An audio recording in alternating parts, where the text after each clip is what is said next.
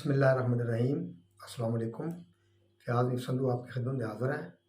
آج سورہ یوسف کے سلسلے کا 14واں اور آخری لیکچر پیش کیا جا رہا ہے۔ آج کے اس لیکچر میں رکوع نمبر 12 کا ترجمہ اور اس کی تفسیر بیان کی جائے گی۔ اس سے پہلے 13 لیکچرز میں سورہ یوسف کے 11 رکوع ان کا ترجمہ اور تشریح پیش کیا گیا۔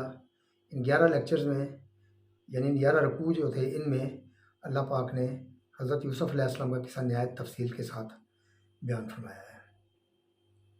اب اس آخری رکوع میں اللہ پاک نے ان لوگوں کو جنہوں نے حضرت یوسف علیہ السلام کا قصہ سننے کی حضور صلی اللہ علیہ وسلم سے فرمائش کی تھی، ان کا مقصد نعوذ باللہ حضور صلی اللہ علیہ وسلم کا امتحان لینا تھا، اور اللہ پاک نے فوری طور پر سارا قصہ حضور صلی اللہ علیہ وسلم کی زبان سے جاری فرما دیا، اور اس کے بعد آخر میں اب ان افراد کے لیے کچھ ہدایت اور کچھ نصیحت کی یہ چند آیات آخری رکوع میں نازل فرمائی ہیں۔ سورہ یوسف کے سلسلے کے بقایا لیکچرز سننے کے لیے آپ میرا یوٹیوب چینل سبسکرائب کریں، اور اس کے پچھلے جو 13 لیکچرز ہیں ان کو بھی ضرور سنیں، جو کہ بہت مؤثر اور افیکٹو ہیں۔ اس کے علاوہ سورہ یاسین کے لیکچرز کی ایک سیریز بھی، اس کے لیکچرز بھی موجود ہیں میرے یوٹیوب چینل کے میں، آپ اس کو سبسکرائب کریں، اور سورہ یاسین کے تمام لیکچرز جو ہیں وہ بھی آپ ضرور سنیں، جو کہ بہت نصیحت آموز ہیں۔ اب میں اس کا ترجمہ اور پہلے پڑھوں گا، اس کے بعد تشریح بیان کروں گا۔ ترجمہ جو ہے حضرت سید ابو الاعلیٰ مودودی رحمۃ اللہ علیہ کی تصنیف کردہ تفہیم القرآن، جو کہ قرآن پاک کی تفسیر لکھی ہے، اس میں سے بیان کیا جائے گا۔ اعوذ باللہ من الشیطان الرجیم، بسم اللہ الرحمن الرحیم۔ زمین اور آسمانوں میں کتنی ہی نشانیاں ہیں جن پر سے یہ لوگ گزرتے رہتے ہیں اور ذرا توجہ نہیں کرتے۔ ان میں سے اکثر اللہ کو مانتے ہیں، مگر اس طرح کہ اس کے ساتھ دوسروں کو شریک ٹھہراتے ہیں۔ کیا یہ مطمئن ہے کہ خدا کے عذاب کی کوئی بلا انہیں دبوچ نہ لے گی، یا بے خبری میں قیامت کی گھڑی اچانک ان پر نہ آ جائے گی؟ تم ان سے صاف کہہ دو کہ میرا راستہ تو یہ ہے کہ میں اللہ کی طرف بلاتا ہوں، میں خود بھی پوری روشنی میں اپنا راستہ دیکھ رہا ہوں، اور میرے ساتھی بھی، اور اللہ پاک ہے، اور شرک کرنے والوں سے میرا کوئی واسطہ نہیں ہے۔ اے محمد صلی اللہ علیہ وسلم، تم سے پہلے ہم نے جو پیغمبر بھیجے تھے وہ سب بھی انسان ہی تھے، اور انہی بستیوں کے رہنے والوں میں سے تھے، اور انہی کی طرف ہم وہی بھیجتے رہے ہیں۔ پھر کیا یہ لوگ زمین میں چلے پھرے نہیں ہیں کہ ان قوموں کا انجام انہیں نظر نہ آیا جو ان سے پہلے گزر چکی ہیں؟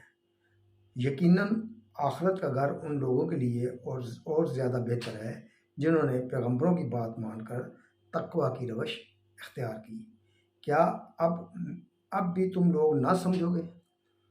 پہلے پیغمبروں کے ساتھ بھی یہی ہوتا رہا ہے کہ وہ مدتوں نصیحت کرتے رہے اور لوگوں نے سن کر نہ دیا، یہاں تک کہ جب پیغمبر لوگوں سے مایوس ہو گئے اور لوگوں نے بھی سمجھ لیا کہ ان سے جھوٹ بولا گیا تھا، تو یک ہماری مدد پیغمبروں کو پہنچ گئی۔ پھر جب ایسا موقع آ جاتا ہے تو ہمارا قاعدہ یہ ہے کہ جسے ہم چاہتے ہیں بچا لیتے ہیں، اور مجرموں پر سے تو ہمارا عذاب ٹالا ہی نہیں جا سکتا۔ اگلے لوگوں کے ان قصوں میں عقل و ہوش رکھنے والوں کے لیے عبرت ہے۔ یہ جو کچھ قرآن میں بیان کیا گیا ہے یہ بناوٹی باتیں نہیں ہیں، بلکہ جو کتابیں اس سے پہلے آئی ہوئی ہیں انہی کی تصدیق ہے، اور ہر چیز کی تفصیل اور ایمان لانے والوں کے لیے ہدایت اور نصیحت۔ صدق اللہ العظیم۔ اب اس کی میں تشریح بیان کرتا ہوں، یعنی کہ جیسے پہلے میں نے عرض کیا ہے، اوپر کے 11 رکوع میں حضرت یوسف علیہ السلام کا قصہ ختم ہو گیا۔ اگر وحی الہی کا مقصد محض قصہ گوئی ہوتا تو اسی جگہ تقریر ختم ہو جانی چاہیے تھی، مگر یہاں تو قصہ کسی مقصد کی خاطر کہا جاتا ہے، اور اس مقصد کی تبلیغ کے لیے جو موقع بھی مل جائے اس سے فائدہ اٹھانے میں دریغ نہیں کیا جاتا۔ اب چونکہ لوگوں نے خود نبی صلی اللہ علیہ وسلم کو بلایا تھا اور قصہ سننے کے لیے کان متوجہ تھے، اس لیے ان کے مطلب کی بات ختم کرتے ہی چند جملے اپنے مطلب کے بھی کہہ دیے گئے، اور غائب درجہ اختصار کے ساتھ ان چند جملوں ہی میں نصیحت اور دعوت کا سارا مضمون سمیٹ دیا گیا۔ زمین اور آسمانوں میں کتنی ہی نشانیاں ہیں جن پر سے یہ لوگ گزرتے رہتے ہیں اور ذرا توجہ نہیں کرتے۔ اس سے مقصد لوگوں کو ان کی غفلت پر متنبہ کرنا ہے۔ زمین اور آسمان کی ہر چیز بجائے خود محض ایک چیز ہی نہیں ہے بلکہ ایک نشانی بھی ہے جو حقیقت کی طرف اشارہ کر رہی ہے۔ جو لوگ ان چیزوں کو محض چیز ہونے کی حیثیت سے دیکھتے ہیں وہ انسان کا سا دیکھنا نہیں بلکہ جانوروں کا سا دیکھنا دیکھتے ہیں۔ درخت کو درخت اور پہاڑ کو پہاڑ اور پانی کو پانی تو جانور بھی دیکھتا ہے، اور اپنی اپنی ضرورت کے لحاظ سے ہر جانور ان چیزوں کا مصرف بھی جانتا ہے، مگر جس مقصد کے لیے انسان کو حواس کے ساتھ سوچنے والا دماغ بھی دیا گیا ہے وہ صرف اسی حد تک نہیں ہے کہ آدمی ان چیزوں کو دیکھے اور ان کا مصرف اور استعمال معلوم کرے، بلکہ اصل مقصد یہ ہے کہ آدمی حقیقت کی جستجو کرے اور ان نشانیوں کے ذریعہ سے اس کا سراغ لگائے۔ اسی معاملہ میں اکثر انسان غفلت برت رہے ہیں، اور یہی غفلت ہے جس نے ان کو گمراہی میں ڈال دیا ہے۔ اگر دلوں پہ قفل نہ چڑھا لیا گیا ہوتا تو انبیاء کی بات سمجھنا، ان کی رہنمائی سے فائدہ اٹھانا لوگوں کے لیے اس قدر مشکل نہ ہوتا۔ زمین اور آسمان میں کتنی نشانیاں جن پر سے یہ لوگ گزرتے ہیں اور ذرا توجہ نہیں کرتے۔ ان میں سے اکثر اللہ کو مانتے ہیں مگر اس طرح کہ اس کے ساتھ دوسروں کو شریک ٹھہراتے ہیں۔ یہ فطری نتیجہ ہے اس غفلت کا جس کی طرف اوپر کے فقرے میں اشارہ کیا گیا ہے۔ جب لوگوں نے نشان راہ سے آنکھیں بند کیں تو سیدھے راستے سے ہٹ گئے اور اطراف کی جھاڑیوں میں پھنس کر رہ گئے۔ اس پر بھی کم انسان ایسے ہیں جو منظر کو بالکل ہی گم کر چکے ہوں اور جنہیں اس بات سے قطعی انکار ہو کہ خدا ان کا خالق و رازق ہے۔ بیشتر انسان جس گمراہی میں مبتلا ہے وہ انکار خدا کی گمراہی نہیں بلکہ شرک کی گمراہی ہے، یعنی وہ یہ نہیں کہتے کہ خدا نہیں ہے بلکہ اس غلط فہمی میں مبتلا ہیں کہ خدا کی ذات اور اس کی صفات، اختیارات اور حقوق میں دوسرے بھی کسی نہ کسی طرح شریک ہیں۔ یہ غلط فہمی ہرگز پیدا نہ ہوتی اگر زمین و آسمان کی ان نشانیوں کو نگاہ عبرت سے یعنی کہ عقل کی نگاہ سے دیکھا جاتا جو ہر جگہ اور ہر آن خدائی کی وحدت کا پتہ دے رہی ہے، خدا کے ایک ہونے کا پتہ دے رہی ہے، اس کا لا شریک ہونے کا پتہ دے رہی ہے۔ کیا یہ مطمئن ہے کہ خدا کے عذاب کی کوئی بلا انہیں دبوچ نہ لے گی یا بے خبری میں قیامت کی گھڑی اچانک ان پر نہ آ جائے گی؟ اس سے مقصود لوگوں کو چونکانا ہے کہ فرصت زندگی کو دراز سمجھ کر حال کے امن کو دائم خیال کر کے یعنی کہ ہمیشگی کا دائمی خیال کر کے فکر معال کو کسی آنے والے وقت پر نہ ڈالو۔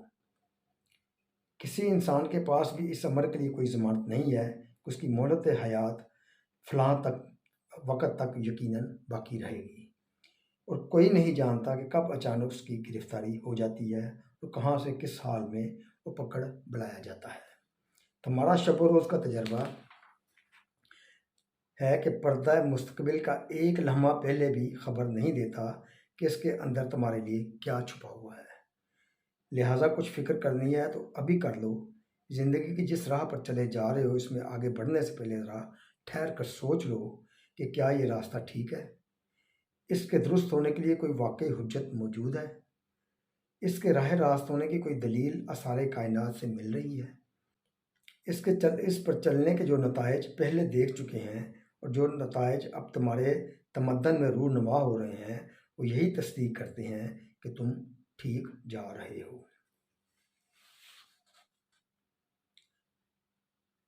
کیا یہ مطمئن ہے کہ خدا کے عذاب کی کوئی بلا انہیں دبوچ نہ لے گی یا بے خبری میں قیامت کی گھڑی اچانک ان پر نہ آ جائے گی؟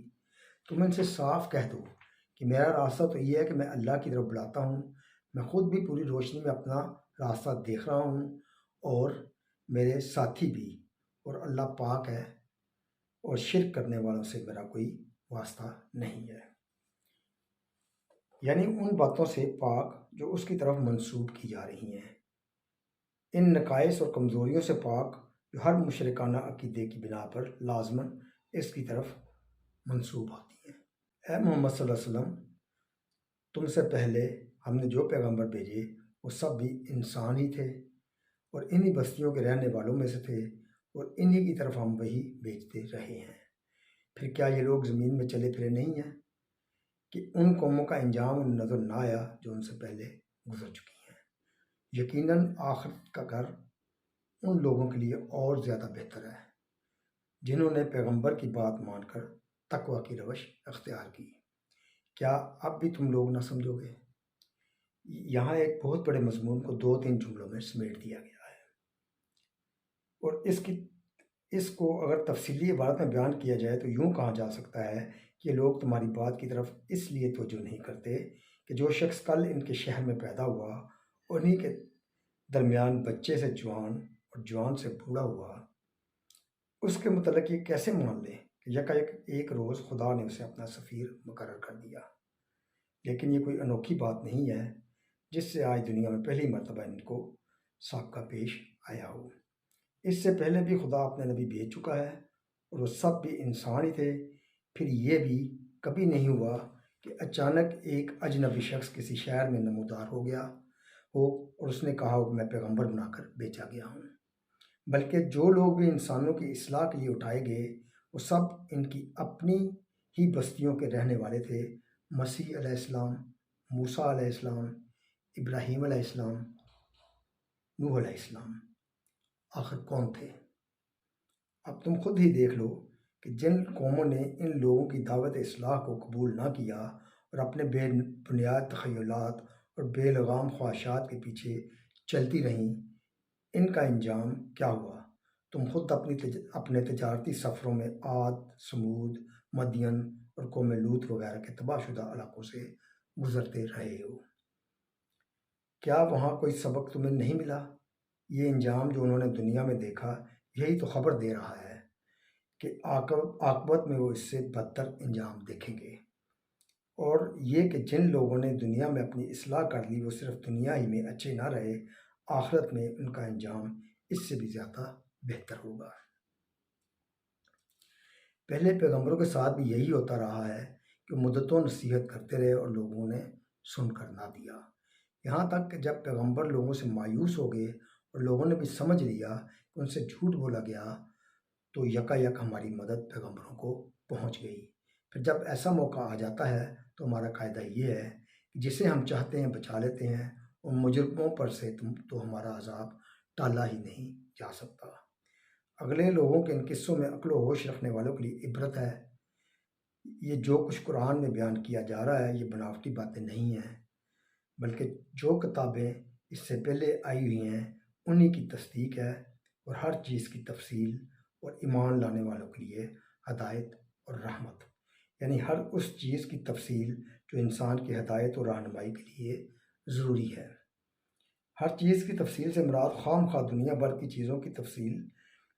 بعض لوگ ہر چیز کی تفصیل سے مراد خواہ مخواہ دنیا بھر کی چیزوں کی تفصیل لے لیتے ہیں، اور پھر ان کو یہ پریشانی پیش آتی ہے کہ قرآن میں جنگلات اور طب اور ریاضی اور دوسرے علوم و فنون کے متعلق کوئی تفصیل نہیں ملتی۔ صدق اللہ العظیم۔